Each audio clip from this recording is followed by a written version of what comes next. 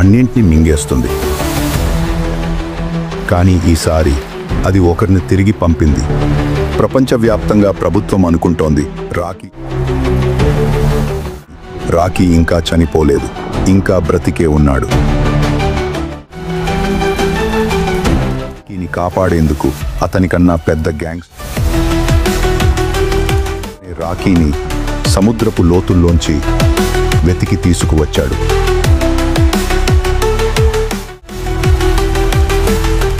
ఇచ్చిన హామీని ఇప్పుడు నెరవేర్చే సమయం వచ్చేసింది. ఇద్దరూ కలిసి రామికా సేన్ పాలిస్తున్న ఆ సల్తనత్ను ధ్వంసం చేస్తారు. ఆమె ఏలుతున్న రాజ్యాన్ని నేలమట్టం చేస్తారు.